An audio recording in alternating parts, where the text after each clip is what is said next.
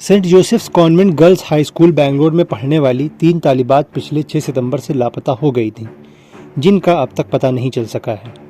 उन तालिबात के वालिदैन ने बुध को बेंगलोर के फ्रेजर टाउन कॉन्वेंट स्कूल के बाहर एहतजाज किया। वालिदैन का इल्ज़ाम है कि पुलिकेशी नगर पुलिस में शिकायत दर्ज कराने के बावजूद स्कूल इंतज़ामिया ने कोई मदद नहीं की है। तीनों तालिबात की शिनाख्त शक्तिश्वरी 15 साला, 16 साला वेरोनिका और 15 साला नंदिनी के तौर पर हुई है। शक्तिश्वरी और नंदिनी जमात 9 में पढ़ती थीं, जबकि वेरोनिका जमात 10 की तालिबा थीं।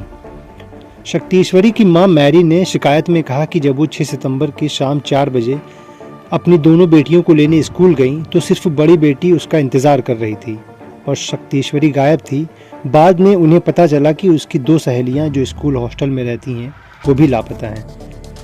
लापता लड़कियों के वालिदैन ने इल्ज़ाम लगाया कि उसातिज़ा और स्कूल के प्रिंसिपल ने उनके बच्चों को ये कहकर जलील किया है कि उनका ताल्लुक स्लम एरिया से है, और ये भी इल्ज़ाम लगाया गया कि स्कूल इंतज़ामिया ने गैर जिम्मेदाराना रवैया इख्तियार किया है। ताहम यह कहा जा रहा है कि लापता लड़कियों ने एक नोट छोड़ा है जिसमें कहा गया है कि उन्हें घर में मसाइल हैं और वो अपनी तालीम जारी रखने में दिलचस्पी नहीं रखती हैं।